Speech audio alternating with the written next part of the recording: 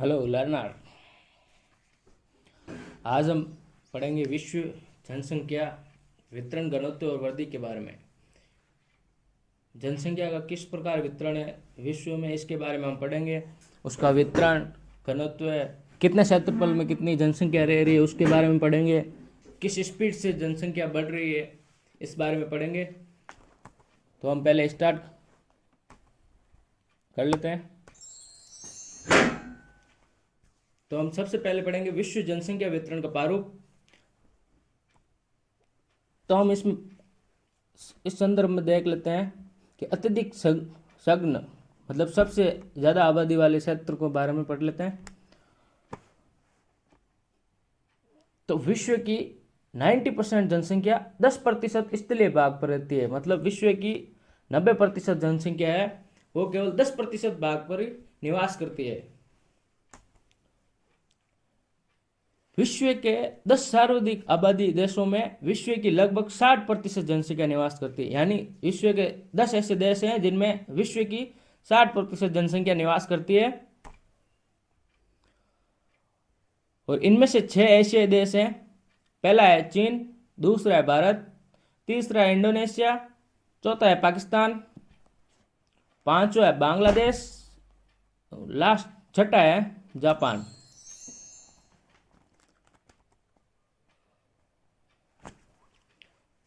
तो मैं आपको 10 सेकंड देता हूं, आप 10 देशों के नाम बताइए जहां पर विश्व की 10 सर्वाधिक आबादी वाले देश हैं।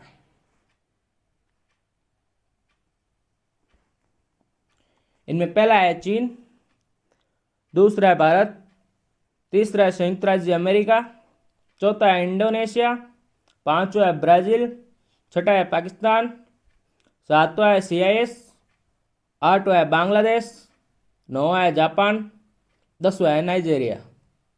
अब दूसरा क्वेश्चन है एशिया के कौन से 6 देश हैं जो इन 10 में शामिल है। तो अब एशिया के 6 देशों के नाम बताइए।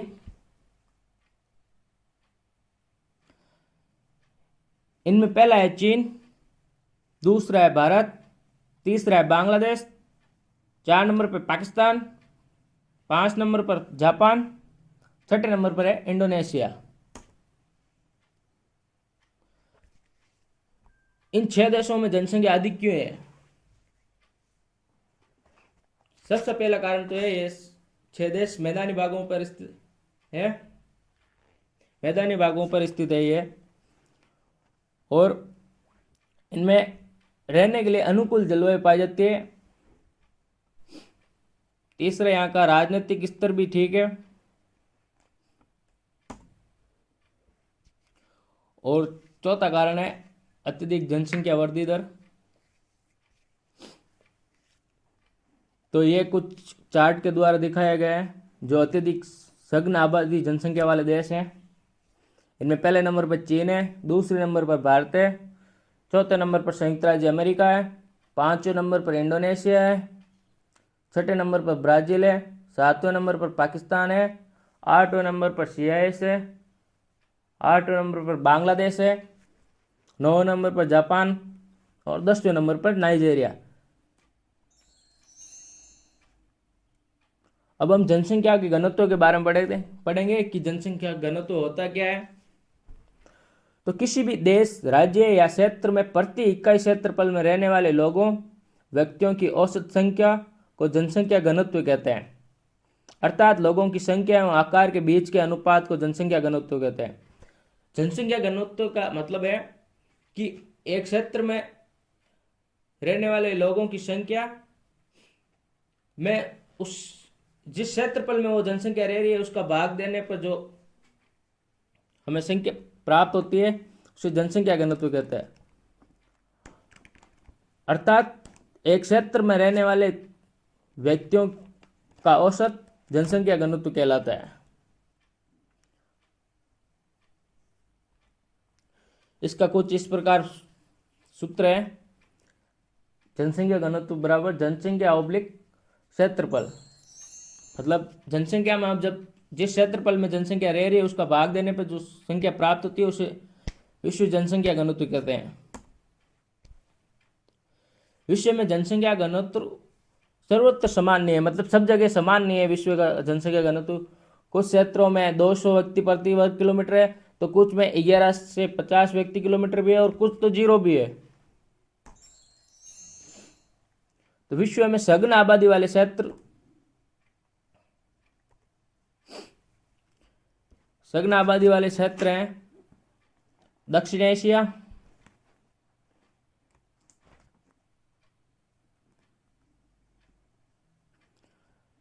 फिर कुछ पश्चिमी उत्तरी अमेरिका, यूरोप, मैक्सिको, अफ्रीका में,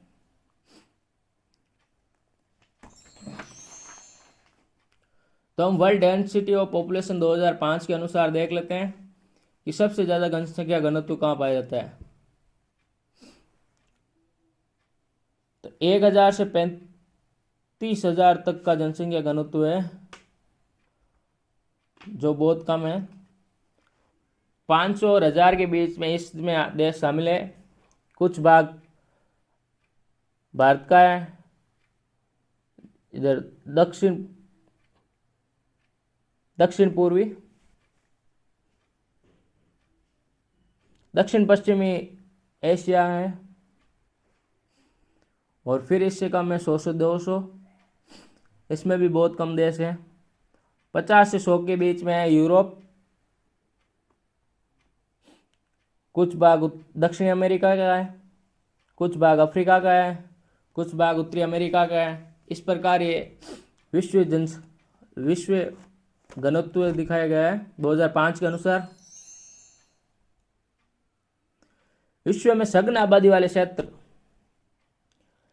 इनमें है दक्षिण एशिया, दक्षिण पूर्वी एवं पूर्वी एशिया सघन आबादी वाले देशों में शामिल है। यूरोप का उत्तरी पश्चिमी प्रदेश, उत्तर पूर्वी संयुक्त राज्य अमेरिका, जो हमने अभी पीछे मैप में देखा है। विश्व में विरल आबादी वाले क्षेत्र हैं उत्तरी एवं दक्षिणी ध्रुवों के निकट का क्षेत्र, यानी ध्रुवों के निकट विरल आबादी पाई जाती है। उष्ण एवं शीत मरुस्थल, मतलब जहाँ पे गर्म मरुस्थल है, जैसे थार का मरुस्थल, सहारा मरुस्थल, वहाँ पर गर्म क्षेत्र है। और शीत मरुस्थल जैसे अंटार्कटिका वगैरह पे बहुत कम जनसंख्या पाई जाती है। विषुवत रेखा के निकट उच्च वर्षा वाले प्रदेश, मतलब विषुवत रेखा जहाँ पर बहुत अत्यधिक वर्षा होती है, वहाँ पर विरल आबादी पाई जाती है। मध्यम घनत्व वाले क्षेत्र, पश्चिमी चीन, दक्षिण भारत, नॉर्वे, स्वीडन आदि मध्यम घनत्व वाले देशों में आते हैं। पश्चिमी चीन, दक्षिणी भारत, नॉर्वे और स्वीडन। अब हम जनसंख्या को प्रभावित करने वाले कारकों के बारे में पढ़ लेते हैं। तो मैं आपसे जानना चाहूंगा आपके ज्ञान के आधार पर, क्या विश्व में सर्वत्र जनसंख्या का वितरण समान है? तो इसका उत्तर है नहीं। किन क्षेत्रों में जनसंख्या का घनत्व अधिक है? इसका उत्तर है मैदानी भागों में। किन क्षेत्रों में जनसंख्या बहुत कम पाई जाती है?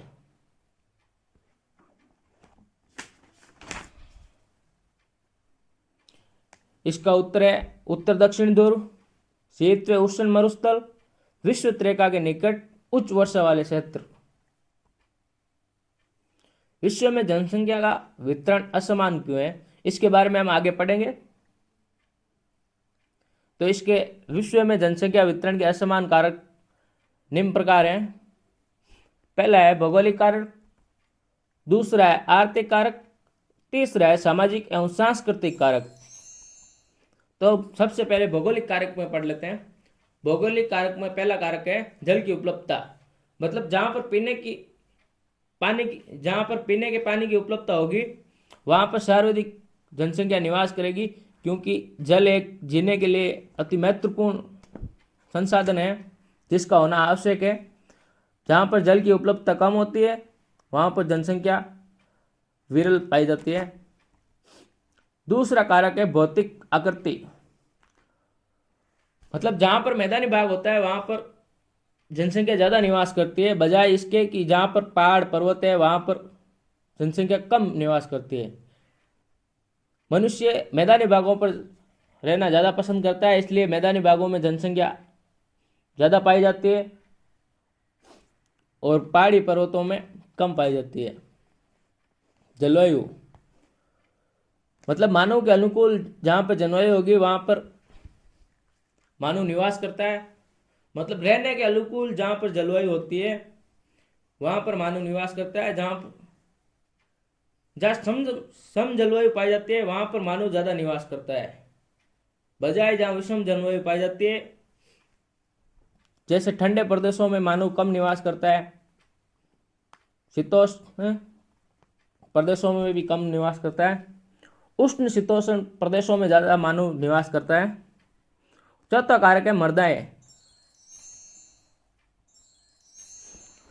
मतलब जहाँ पर उपजाऊ मृदा पाई जाती है वहाँ पर मनुष्य ज़्यादा निवास करता है, क्योंकि वहाँ पर कृषि के लिए अच्छी दशाएं होती है, जिससे कि वो कृषि के द्वारा उत्पादन करके अपने भोजन की व्यवस्था कर सके। इसलिए जहाँ पर उपजाऊ मृदा होगी वहाँ पर मनुष्य ज़्यादा निवास करता है। दूसरा कारक है आर्थिक कारक।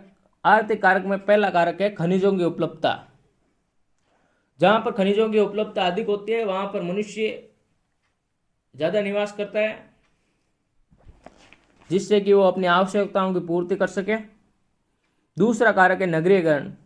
मानव गांवों के बजाय नगरों में रहने ज़्यादा पसंद करता है। जहाँ पर ज़्यादा सुविधाएं प्राप्त होती है वहाँ पर मनुष्य ज़्यादा निवास करता है, इसलिए मानव दूसरा कारक है नगरीकरण। तीसरा कारक है औद्योगिकरण। जहाँ पर औद्योगिकरण ज़्यादा होता है वहाँ पर भी मनुष्य ज़्यादा निवास करता है, क्योंकि उसके रोजगार के साधन प्राप्त होते हैं, इसलिए वो वहाँ पर रहना चाहता है।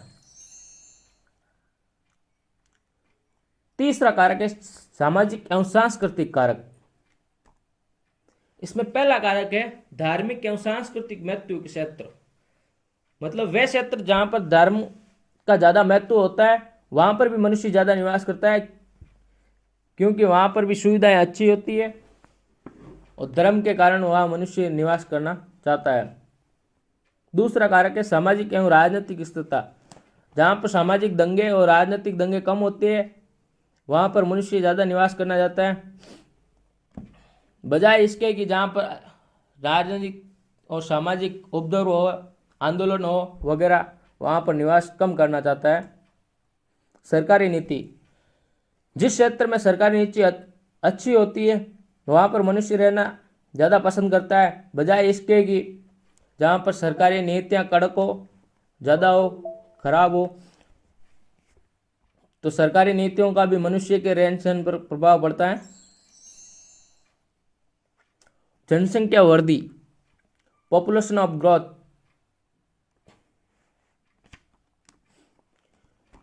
ये क्या है इसके बारे में हम पढ़ते हैं।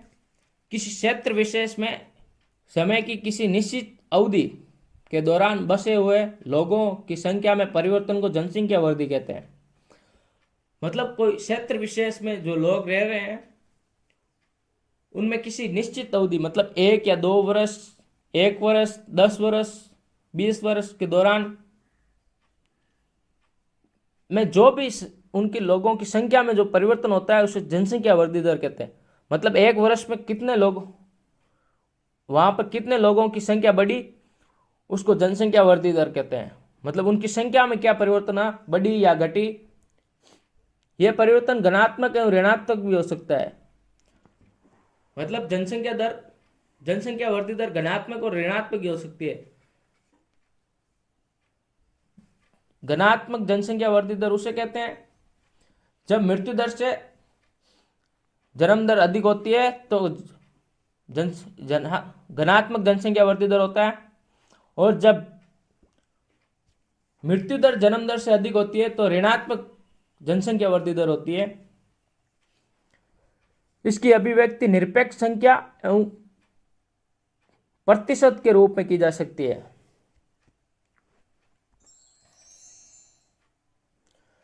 तो हम जनसंख्या की प्राकृतिक वृद्धि के बारे में पढ़ते हैं किसी क्षेत्र विशेष में दो समय अंतरालों में जन्म और मृत्यु के अंतर के बढ़ने वाली जनसंख्या को उस क्षेत्र की प्राकृतिक वृद्धि कहते हैं।